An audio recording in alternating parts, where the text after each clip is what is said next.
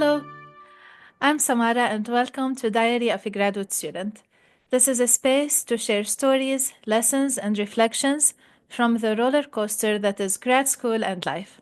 Whether you are here to find connection, comfort, or just some company, thank you for listening. I am so glad you are here.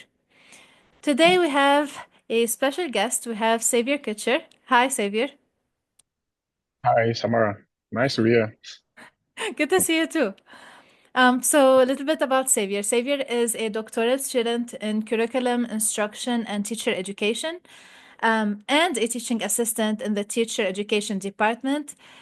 And amazingly, he holds a FIFA license as a player agent, which is amazing.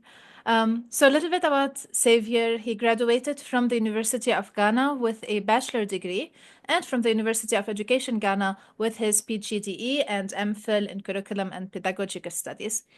So his research interests focus on project-based learning in social studies, curriculum development and evaluation, and soccer and civic education. He's committed to engage in professional development opportunity to improve his skills and knowledge outside the classroom. So he has a lot of extracurricular. He was a Global Curriculum Fellow. Currently, he is a recipient of the Residential College of Arts and Humanities Fellowship and a Teacher Education Endowed Award. He's also Inspire Wellness Ambassador and a member of the Great Advisory Group. Xavier also served as 2 terms as the secretary and the treasurer of the Council of Grad Students, Cox. That's a lot of accomplishments for a second year grad student. Um, okay, so Xavier, let's just start a little bit about your experience in Ghana. So, can you tell me a little bit how did you choose to your major, so your bachelor degree, and then how did you choose also to do your PGDE and MPhil in curriculum and pedagogical studies? So, why did you choose specifically this major, and why were you interested in not only doing the bachelor degree, but also you wanted to get the PGDE, which you can explain a little bit maybe to people who are listening, what is that? And the MPhil, also you can explain a little bit what is that? Oh, okay, thank you, Samara. It's nice to see you, and I'm happy to be on your podcast. Thank you. As you already said, I'm Saviour Kitcher from Ghana, and I majored my first degree I had it in University of Ghana. That is a premier university in Ghana, and I did geography major and political science minor. Oh, So afterwards, I was a teaching assistant at the university, and I felt like I need to teach. So I don't have an education background, but I yeah. was employed to teach in a senior high school. So I taught for some 5 years, and I was like, no, I love teaching. I have to have education background. So the PGDE is postgraduate diploma in education. So that was what I did, so that I'll be qualified as a professional educator or teacher.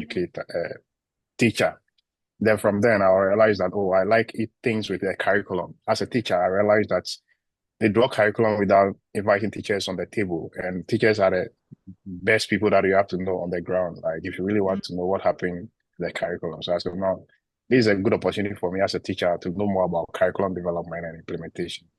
So that is how come I did my MPhil in curriculum and instruction.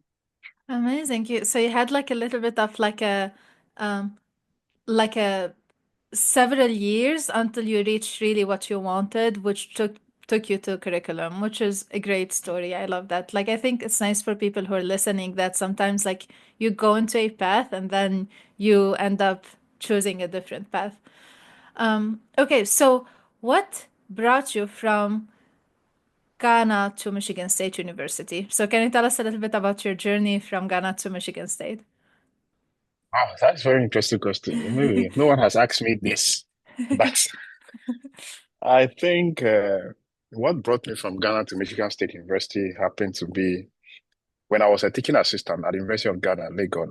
Hmm. I realized that no, I have to do a PhD because I've reviewed most of my professors that I work with, their CV, because we have to serve on certain research.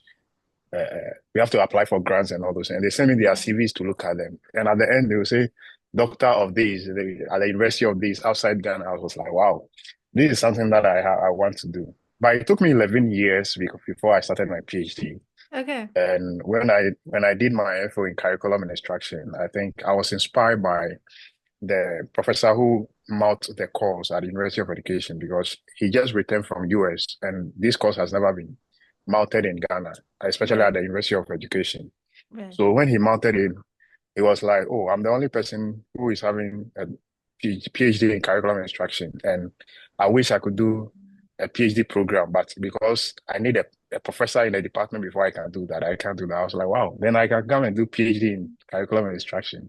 So that who knows, later I may join him to mount a PhD program at the department. So that has been one of the reasons why I decided to pursue a PhD so that I become a professor Yeah. in the curriculum and instruction. So this is what That's brought me nice. to Michigan. Okay, and did you just apply to several schools and then you chose Michigan State, or was it more that like you knew someone here and you wanted to come specifically to Michigan State? Interestingly, I was just looking at PhD in curriculum and instruction in the world. And the first one that I chanced on was Michigan State University have been ranked the Wow. best Yeah. PhD in curriculum instruction. I said, wow, this is very something that I want to do. So I decided to look at the faculty members and I chanced on Annalisa Habasin. And I look at her background and it's like something that I want to do, like project-based learning, social studies.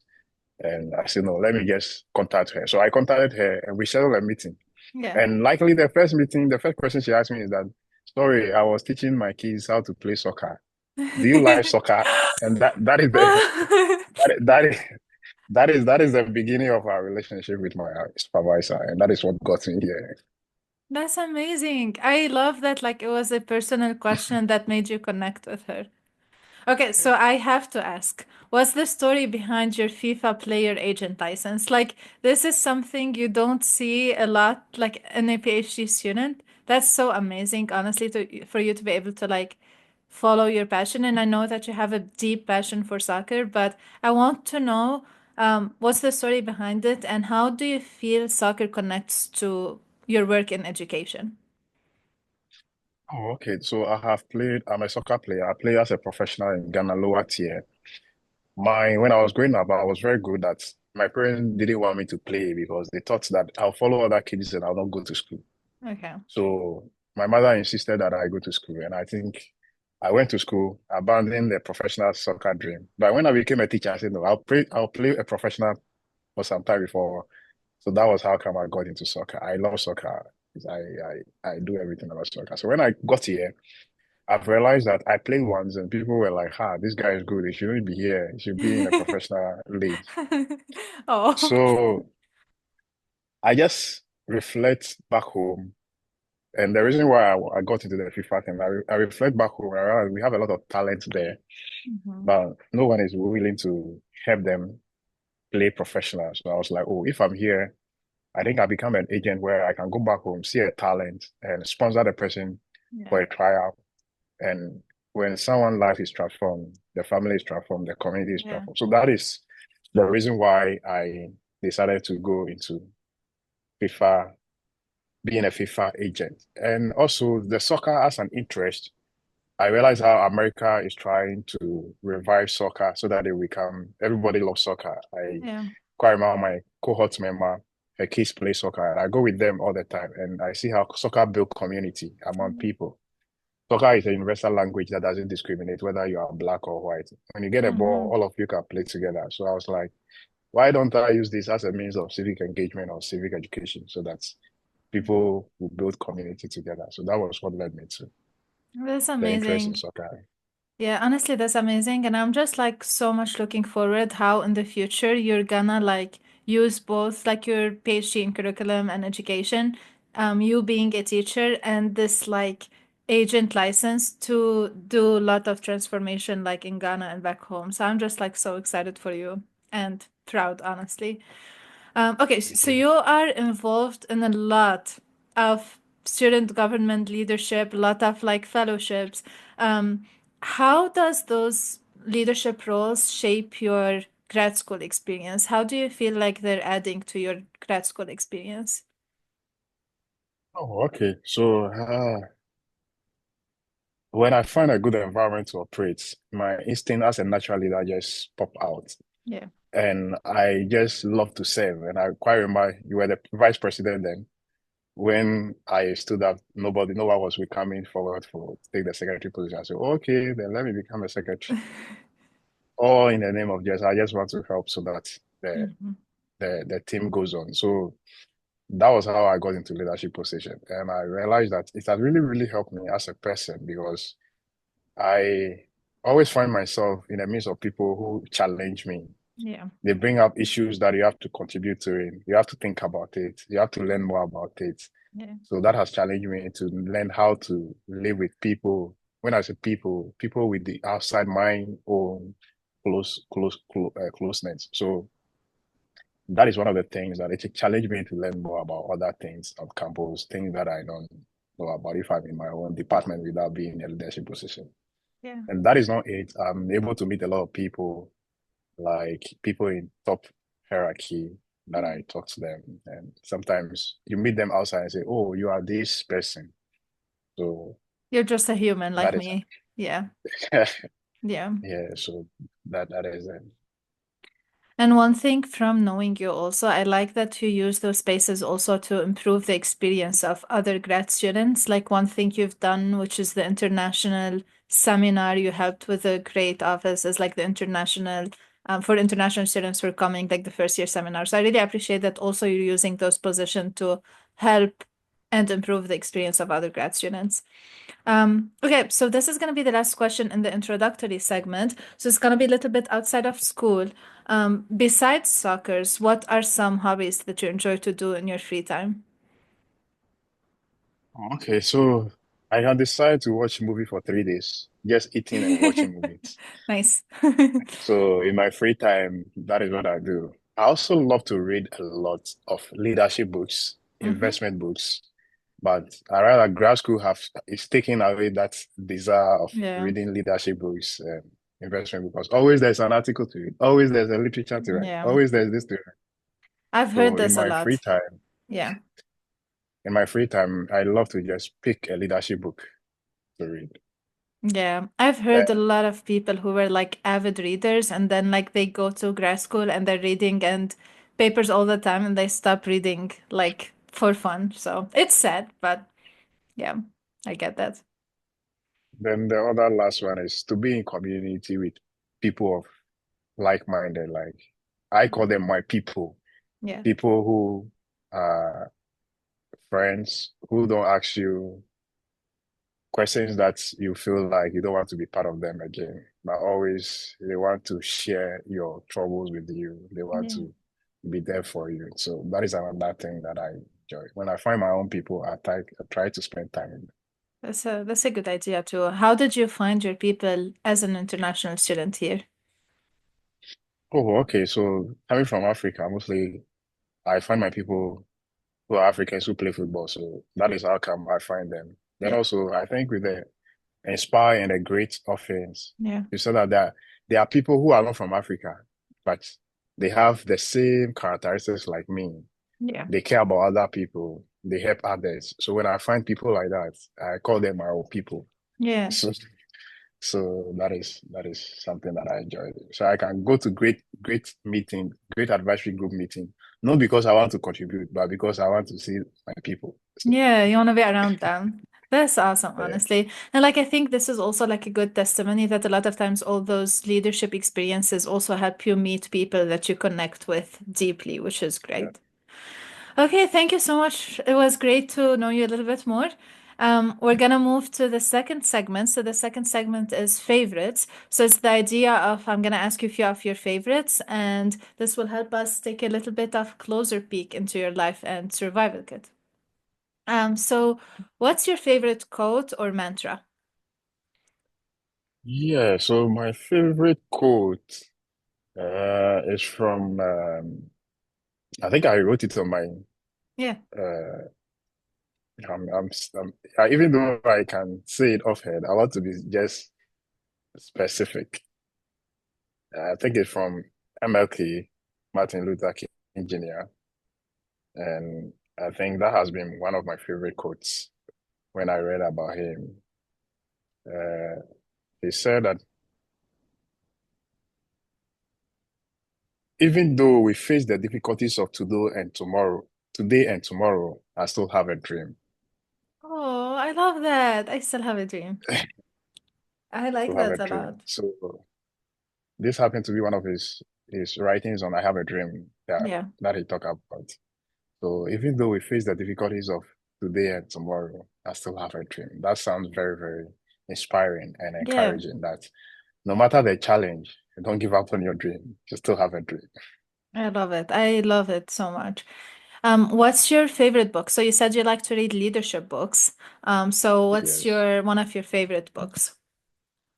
Oh, so one of my favorite book has been a book written by John C. Maxwell. I think he's a leadership Okay. coach that he says today's matters. I think that is one of the things that every day there's something that you have to do. You have to do it little. So today's matters, and it's a book that I really really enjoy. I've never I heard of think it. Okay. uh, Maxwell, John C. Maxwell, today's matters. Okay. It's a very very great book, and it has really helped me in my personal life, working on things every day to make sure that no matter how big it is, just do it small small. In Africa, there's a proverb that if you want to eat an elephant, Yeah. you start eating it small, small, small, and you finish it.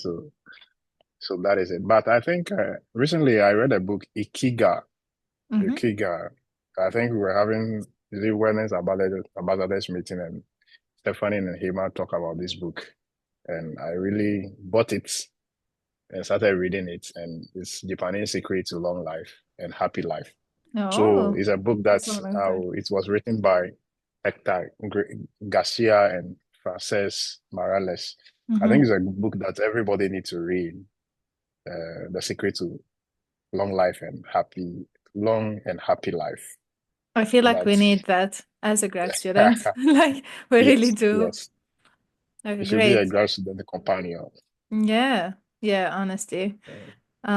Okay, great. Okay, so you also mentioned you love to watch films currently.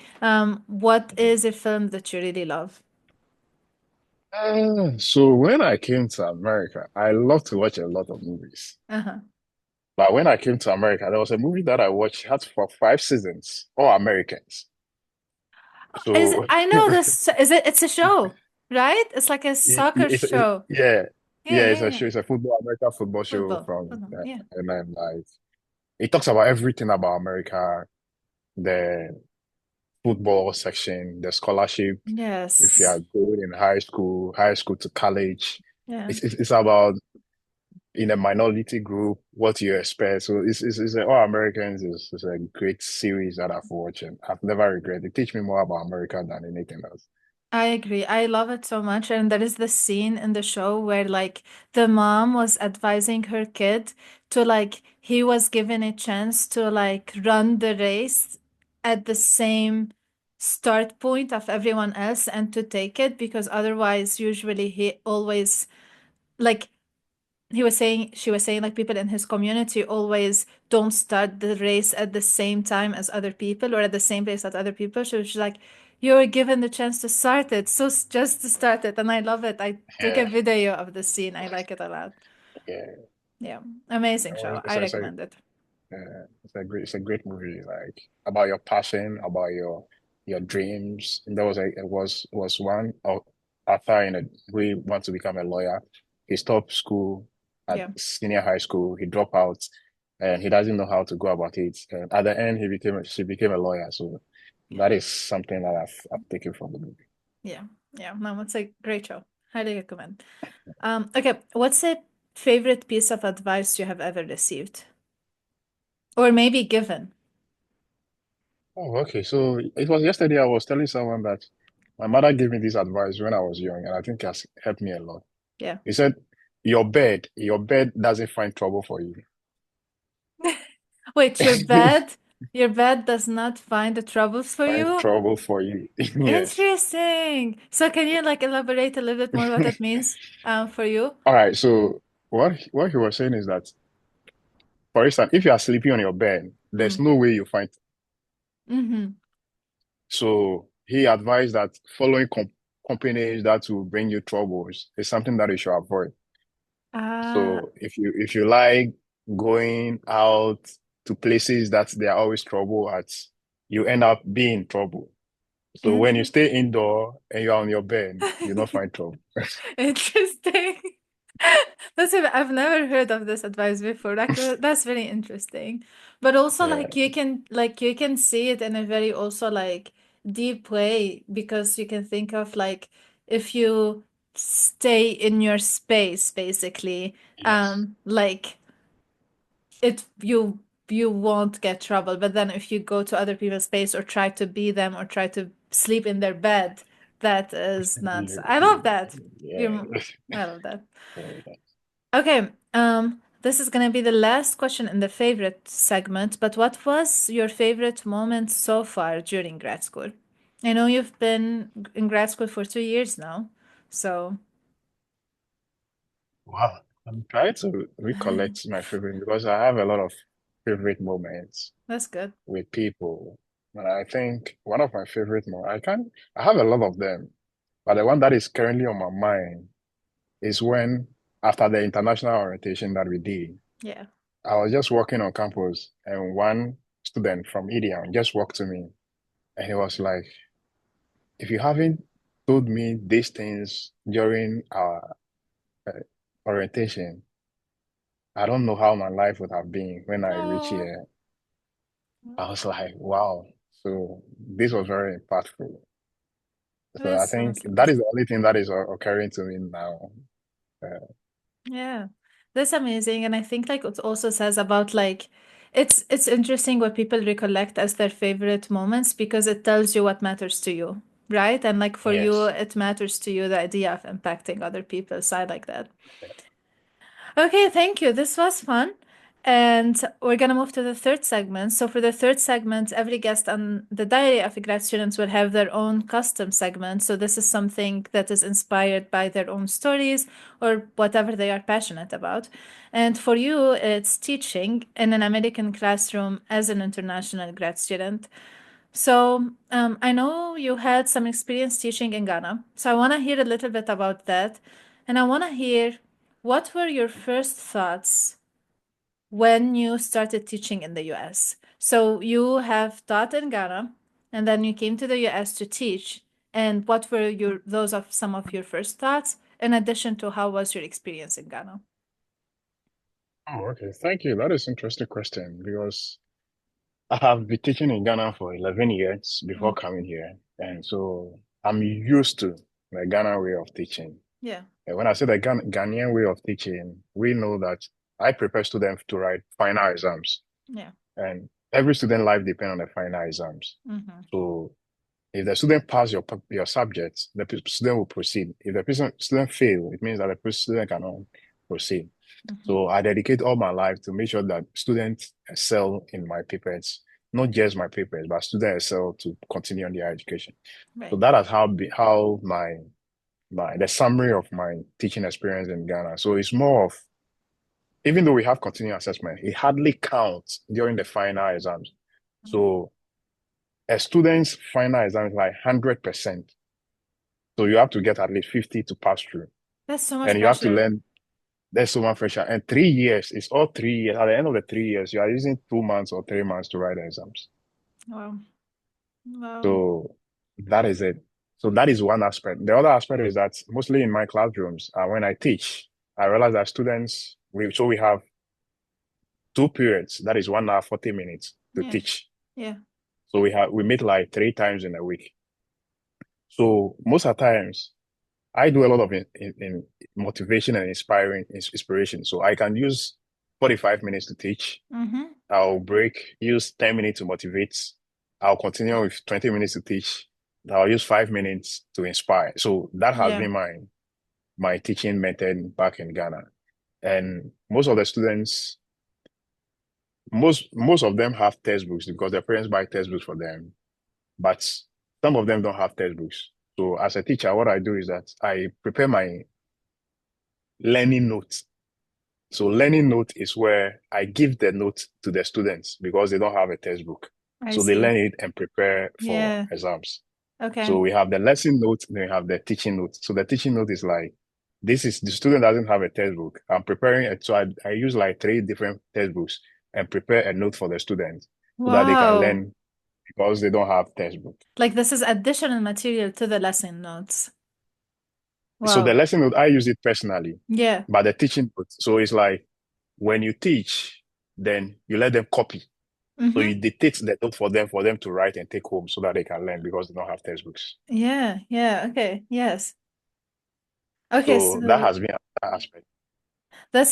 this reminds me a little bit of Lebanon, like with the final exam in my undergrad. Um, It was the midterm was 25% and the final exam was 75% of the grade. So basically it make you or break you, right? So Yeah. it's so hard. It's so much pressure. Like you have this one day, this 1 hour, you have to be on your best behavior, best self. Or Yes. otherwise, like Yes. that's it. Like if someone like had a hard week and were not able to study or something, like that's hard. Okay, so then you came to the US and you started your first class teaching. What were your first thoughts? And was there anything in the classroom that surprised you on this first day? Yeah. So my first day in class, I was shadowing a professor. So when we Ah. went to the classroom, I was surprised because I was like, wow, this is the classroom that I'm coming to teach at. Because they have the technology, the class is all made up of 15 to 20 students. Every student is sitting behind a table and they are in groups. Mm-hmm. Then the class was purely they wrote on the board, the professor projects on the board, and they ask students, discuss among yourself. I was like, hey, what is this? Like, Yeah. this is a different teaching method that I've seen. Mm-hmm. And it will just, when she projects on the board, there's a question, the student will just meet in group, they talk about it, and then they present. Right. And what really made me surprised is that in terms of assessment for that particular day, he asked them that, oh, do this and you can draw yourself. You can draw anything that you want on the piece of paper I give them. And he was playing music, like this quiet music for the student. I was like, wow, you a teacher, you are playing music for the students to enjoy and do all these things. I Like, love this. so the instrumental sound or the music make the room very calm. I was like, this is the kind of classroom I want to teach in. Yeah. And I really like the engagement. And one surprising thing is that mostly when they ask us questions back home, like for instance, what is photosynthesis? Mm-hmm. You dare to open a book. You just say it from your mind. Yeah. So the professor just asks the question, what is this? And you're like, you can Google and find out more. I was like, Yeah. what kind of teaching is that? That's so So, interesting. Yeah. so that is something that I find very interesting, my first experience in the US classroom. I love that, like, those you felt though that, like, this is the space I want to teach in. Like, you got Yeah. excited about that. Okay, so then you started teaching, and with teaching comes a lot of like norms and expectations. So, were there any norms and expectations that you felt like a little bit different from Ghana? Like, for instance, maybe you felt, oh, like now I have even expectations that I did not even think about when I was in Ghana, or maybe the other way around. I don't need to do that right now because students have other resources. So what were the difference in the expectations between teaching here and teaching in Ghana? Okay, so as the teaching proceed and I started to teach on my own, I've realized that teaching here is difficult. Yeah, Yeah, it's not like back home. yeah. Like back home, you have this kind of the teacher know it all. Mm, But here it seems like the teacher is just a facilitator yeah, and you can prepare, have a lot of things in your mind. But when you come to class, you cannot pour it out because you are just facilitating. yeah, So that was one of the things that I felt like this is difficult because I have to change my way of teaching drastically. yeah. And the more you talk, the more you become boring for students here. The more you lecture, So yeah. yeah, so I have to find a new way of engaging students rather. And that is another thing altogether, which is very difficult. That's a really good point. Like you, it's not sufficient that you to know the material really well and to prepare an excellent lesson. It's also you need to be engaging and like inspiring, and you need students to be participating. That's a really, really good point about like different expectations. Um, you were talking about it, it's a difficult. Can you share like a specific moment, particular day, particular challenge that you felt like this was particularly hard or this was particularly challenging during my teaching experience? Okay, so I have to teach for 3 hours. Yeah. That is a three credit course. And I prepare my lessons and everything. And within 2 hours, I'm done. And Oh, my, yes, and my advisor was like, you could have engaged them more. You give them mm, more time to think about something. For example, if I ask a question, yeah, I have to pause and give them some time, like 10 minutes to think about it. But when I do that, I just give them like 3 minutes to think about it and we continue. yeah, So by the time I'm done, we're like 1 hour more to go. right. So that was something that I felt like I should have done it in a better, like spread the time so that they'll have time to engage more, Yeah, do that. Mm. yeah. No, and like it's hard to plan it if you were used to a different teaching style. So it takes time to like change the teaching style because I know from myself also like I had to change my approach to teaching a lot when I came. Okay, so I want to talk a little bit about being an international student. I kind of have the same experience, like with my accent, with the language barrier. So I want to ask, did you have any specific challenge with the language, with the accent, with the background? Did anyone like give you trouble because of that, or like, I don't know, did you face any some sort of like challenging situation because maybe you're not familiar with a specific slang in the American classroom. Maybe students have like a different communication style. Was this ever like a problem for you? Yes, I think it was a problem for me because mostly when I speak, they don't hear. Mm, Eh, And before that, we went for orientation. So they told them that before you start a class, you can tell them, oh, I'm from Ghana. This is not my language. I'm trying to learn. When I yeah, speak and you don't hear, kindly let me know. So that is how I started. I let them know that, oh, I am learning how to speak and all those things. So, yeah. and one of the things that I share with them is that I told them that if you come to my country, I'm one of the best speaker of English because we are betrayed by the British. Yeah. But here I am and have a deficit. But I told them that my strength is that I'm one of the best speakers of English back home. Mm-hmm. So that makes them believe that yes, I'm one of the best. Yeah. And I think when I proceed, when they don't hear, they ask, "Oh, can you repeat this?" I said, "I'll do that," because already I made them aware of that. I think that was a challenge. Then the other challenge is that I've realized that in this environment, you have to talk a lot. Yeah. And someone like me, I talk when I have some things to say. I Yeah. don't talk when I don't have anything to say. Yeah. So that is one of the challenges in my classroom because I can't be talking. I can't just talk when I don't have anything to say. But you have to learn to Yeah. converse, to keep the conversation Yeah. going.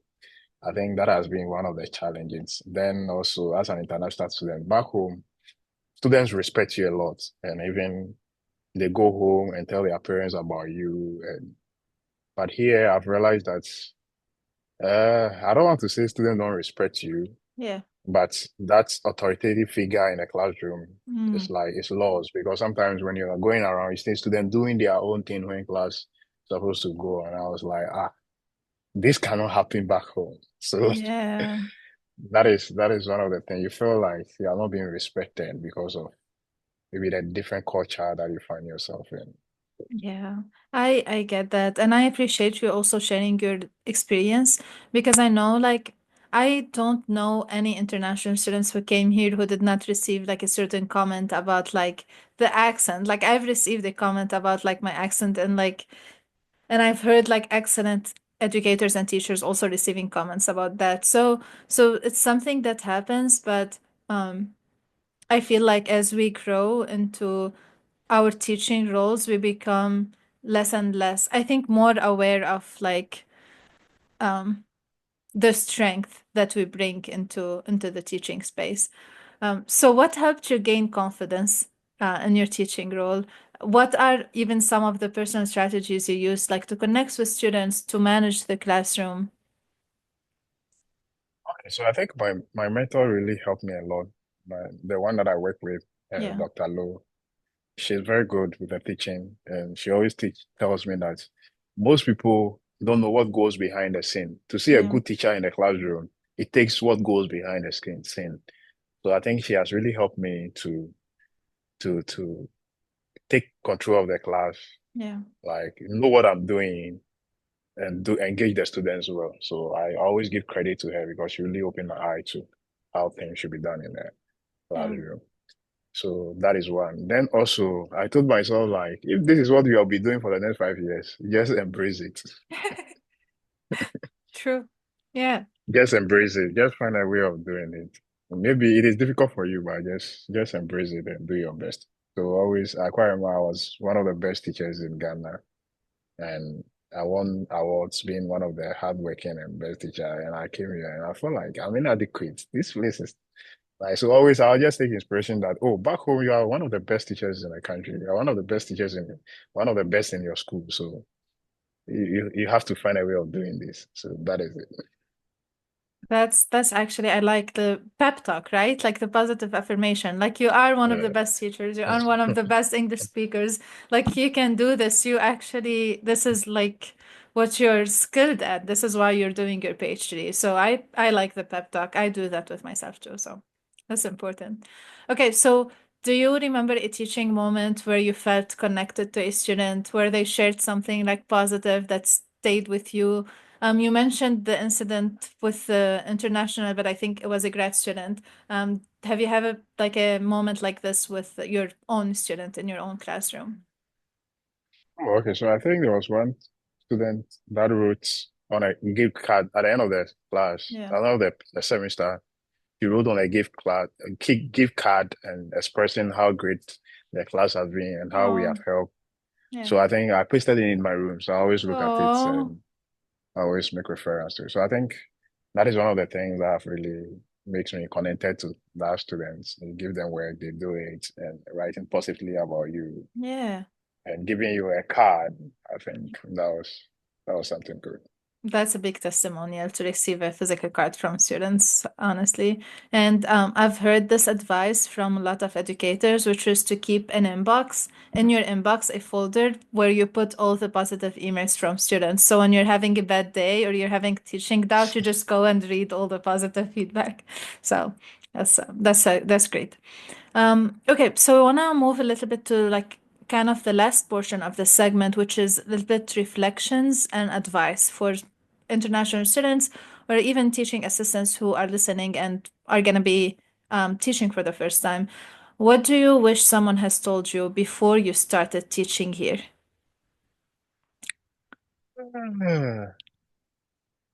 That's you can prepare everything in your mind and you step in the class and you can't deliver. Yeah, Yeah, because the teaching methods are different. So you know everything, you have everything in your mind, but you don't need to talk. You just have to facilitate. Let them learn through experiential learning. I think that is one of the main things that they do here. Engage students to learn, give them thought-provoking questions, let them yeah, discuss and come out with solutions, and then tell them what to do, like direct them what to do to make it yeah. best. I think that is something that I wish someone told me before I started teaching. Okay, that's a good advice to like focus on facilitating on your role as a facilitator. Teaching can be overwhelming. We said it's difficult. What do you do to take care of yourself emotionally when teaching feels very overwhelming? Yeah, so I just tell myself that this is what you love to do. Yeah. So just keep up with it and very soon the semester will be over. So, The end is here. the Yeah. end is here. So that is one thing that I do. Oh, very soon the semester will be over. So Yeah. just persist. Yeah. Yeah. So, Sabir, this is going to be kind of my last question, but I was also like, we said that like there are a lot of difficulties being an international student and teaching here for the first time, but there's also a lot of strength that you bring to the space as an international student, because I feel like your experience as an international student can also help you support students maybe from underrepresented backgrounds. Did you notice that your identity as an international student is ever helped you supporting students from underrepresented backgrounds? Yes, I think I did because every class that I teach, I tell them about my experience in Ghana Yeah, and how fortunate some of them have all the resources that they need, yeah, and they can become anything that they want to become if they take it serious. yeah, And I always tell them where I am coming from and the struggles that we have to go through to make it to the top. So I think mostly sometimes in on at the moment when you share those experiences, you don't get results. But yeah, as time goes on, you see that people become serious with their work. And so I think my international background as a graduate student has really, really helped me in the classroom. I also helped some of the minority students. Or there was a student who was struggling, paying her own fee, yeah, work differently on campus. I was like, don't worry, this will be over. It's just a matter of time. yeah, A lot of people have gone through these and they have succeeded. Like, look at where I'm coming from. I have to cross a lot of oceans, take a yeah, lot of hours of flights, and yeah. come here. So that has been one of the key things that I share in class. That's awesome. That's awesome. And I'm glad like also students feel like comfortable to share their own struggles with you because you have shared your own struggles with them. So I think I like that part. Great. That was a really nice session segment. Is there anything you want to add before we move to a little bit different pace? Oh, okay. So just want to say like sometimes international students, because of where we are coming from, our kindness and compassion nature, sometimes some students misinterpret it in the wrong way. And sometimes you just want students to be more focused Yeah. and maybe they may be playing in class and you're like, no, we don't do this, but you end up having maybe bad day or Mm-hmm. bad comments. Yeah. That shouldn't scare you because that is who you are. It will be difficult for you to change who you are. So Yeah. that is Yeah. my advice to international students. I love that. Thank you. Thank you so much for sharing that. Okay, so we're gonna move to a little bit like fast pace. This is one of, I always say this is one of my favorite parts of the episode. So we call it rapid fire Q&A. So basically, I'm gonna ask you very quick, fun. Sometimes they can be deep questions, so you can use only one word, one sentence, or maybe one gut reaction, like to answer. Okay, ready? Yeah, ready. Okay. What wakes you up at night?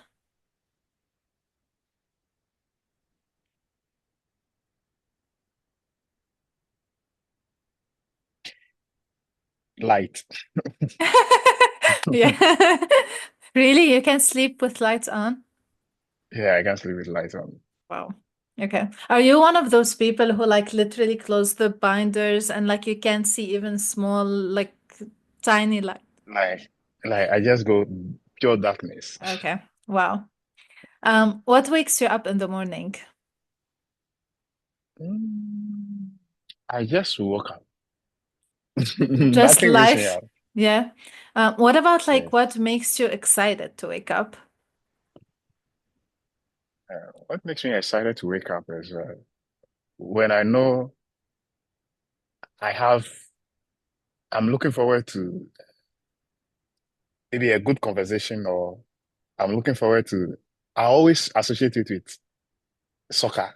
If I Yeah. know that I have a tournament, that day I wake up excited because there's something ahead. Yeah. So that is, or maybe you get a call from someone that you are expecting it from before Yeah. you go to bed. Yeah. Excited to wake up. Awesome. So connections and our passions too. Um, Yes. what do you hope is said about you behind your back? So you know during the elections of Cox executives, when you go out, someone have to speak something nice about you so that Yeah. yeah. So I think the last election when I went out, I connected with one African student. I was like, "What did they say about me?" Uh-huh. Like, and then she was like, "Oh, they said you are open-minded, Mm-hmm. you you are ready to help people." So what I really want to hear people say about me behind my back is, "Oh, I've impacted this life by helping a helping hand, like I've Yeah. helped the person in this way or that Yeah. way." Yeah. You're helpful. Yeah. Yeah. What is something that people often get wrong about you? They said that uh, because I don't talk, Yeah. they said sometimes I'm not nice. Mm. Yes, because until you know me before you know that, oh, this is a nice guy, like in terms of interaction. Yeah. But because I don't talk, people sometimes say this might be a Yeah. difficult person. So, Yeah, I get what you're saying. Like sometimes you see like sometimes quiet people or calm people are seen like, oh, they don't want to talk with me or maybe they don't want to interact yeah. with me. But like no, you're just like absorbing what's going on and observing and yeah, I get that. Okay, so we're gonna do some Renee Brown inspired ones. So you're gonna fill out the blank. So I'm gonna tell you a sentence and you're gonna fill out the blank or fill in the blank. Vulnerability is Hmm. When someone uses your weakness against you, that's vulnerability. Like if they use the weakness against you, I say vulnerability. vulnerability, yes. Yes, yes, Okay, yes. so that's not a good use of vulnerability. Like vulnerability is great. If they're using your own weaknesses against you, that talks about them as people. Kindness is. Oh, kindness is when your name pop up and someone smile. That is Oh, kindness. yeah. Success looks like Hmm. Success look like not a material thing. my younger self would be proud of. Hmm. That I've achieved my younger self dream. Yeah, yeah. Okay. Academia needs more of. Hmm. Authentic self. Mm-hmm. Grad school feels like. Hmm. A series of waves. Wait, I had someone on my podcast say like it's a bicycle without wheels. So This that one, a series of sea waves yes, coming. yes, yes, yes. That's funny. They keep coming. Okay. So let's say you are called to do something brave, but your fear is real and your fear is kind of stuck here in your throat. What is the first thing you do?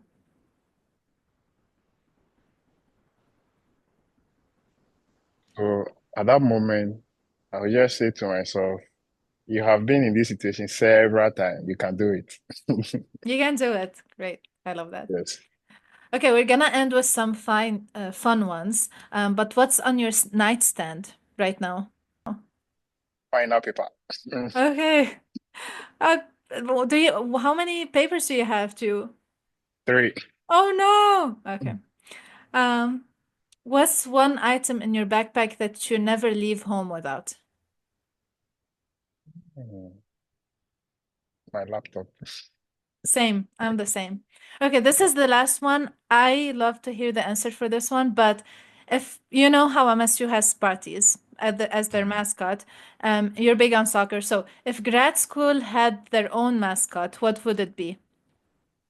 Hmm. Wow, I've never thought of this. Uh,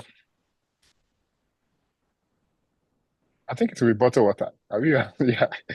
Really? That's positive. Like it would be like a bottle of water? Yes. Okay, that's positive. You're the only person who said something positive about their mascot. Okay, that's fun. That was really fun. Thank you for playing along. And Welcome. we're gonna move to kind of the last few segments, which are a little bit quicker. Um, but for this segment, it's gonna be the kindness challenge. What do you think it's a simple way that people can be kind to each other or to themselves? Okay. Kind to each other. One, I would say that find the moment in doing the little things Yeah, to help others. For instance, when a friend is going through a difficult moment, yeah, just write a piece. Don't worry, this too shall pass. yeah, Like saying encouraging words to people is one of the kindest ways. Then also, when you are going through problem, just affirm to yourself that every problem has a solution. These mm. two shall pass. So these are the two kinds words that you can say to others and to yourself. I love that. This too shall pass is one of my favorite quotes. I have it on my laptop cover. This too shall pass. Oh, okay, pass. Yeah. I love it. Great. So now we have a question from the previous guest. So the previous guest was a grad student, and she left a question for you. And the Okay. question is, did you ever experience imposter syndrome? And if you did, how did you comfort yourself? How did you cope with it? How did you manage it? Oh, okay. I think every graduate student in one life, I don't know, but I think every graduate student in one life has experienced imposter syndrome. Yeah. And mine happened to do with my research summer funding. So the first year I applied, I didn't get. Yeah. This year I applied, I didn't get. Yeah. And I started questioning my own ability in terms of the research proposal that I write and Yeah. whether it's something wrong with it or they just don't like me. So that was a very something that has so when I'm going to write, it comes to a time that when I'm going to write, I'm very I don't know whether to write or just like, oh, these two they will not accept it. Yeah. And I I open up and talk to my advisor about it. That what is wrong? Is it that because one, he reviewed it for me like 4 or 5 times. I Yeah. give it to other people to review it for me sometimes, and still I don't make the mark. But how I overcame it was that all my research proposals that have been rejected for summer funding have been accepted for conference presentations. One was Mm-hmm. international Yeah. and the other one. So I was like, oh, if something is wrong with it, nobody will accept it for presentations. So Absolutely. I don't think I'm the problem. Or like maybe there's not enough funding to fund all the amazing projects that exist. But yeah, absolutely. Like that's a good also pep talk. Like maybe it wouldn't have been accepted if it wasn't great in all those amazing conferences. So it's maybe like it's just something else outside of my control. And I like that you also talked with someone you trusted about that. And I think that's Yeah, a good advice when we sometimes feel the imposter syndrome, to just like talk with someone we trust. Yeah, that's a okay. good one.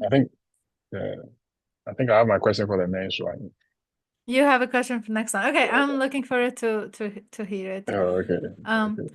we're gonna end with the last segment, which is it's your time to take the mic and for you to ask me a question. So now you are the person who's interviewing me. What would you like to ask me? That could be anything related to grad school, life, deep, fun, Oh, okay. silly. So it's totally up to you. Oh, okay. So the first question I have for you is why this dream of podcast? And which part of your bed did you wake up from and you realize I have to do podcast? Yeah. um, so yes, I love listening to podcasts because I'm the type of person who always needs to be listening to something. Like I always I'm listening to podcasts when I'm running errands, when I'm like washing the dishes, when I'm about to sleep, like I sleep with listening to podcasts. And podcasts like introduced me to so many books and to so many like leaders and people that I really respect. And it's just made me grow a lot as a person. So I've thought of having a podcast for a few years, but last year, this is where I thought of bringing the podcast to actually grad school and grad students.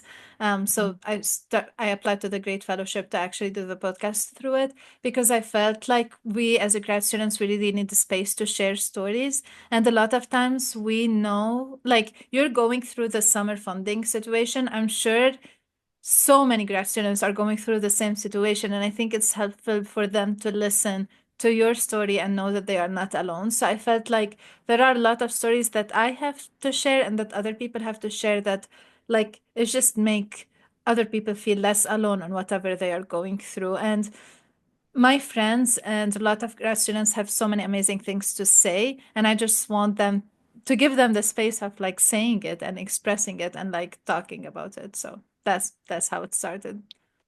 Oh, okay. Wow, interesting. And the last question is, in your PhD journey, writing dissertation, Hmm. I heard is a big thing. Yeah. People give up. Do you ever feel like giving up on your dissertation? Mm. And if any, what happened? If not, how did you persevere? Yeah. Yeah. Yes, I did. I definitely thought of like, this is too much. Like, I can't do that anymore. Like, the stress was a lot. Um, I really wanted it. That's the question. Like, I wanted it so much, and my desire for it was stronger than my stress and my exhaustion and my whatever I was going through at that time. So the question is, I really wanted it. So I just Okay. told myself, we are gonna persevere. But the truth is, there were a lot of people around me that helped me. So I had a great support system. And I think Oh, okay. I owe it a lot to amazing people around me also, like who were there to support me and push me through the finish line. That's a good Oh, okay. question. Wow.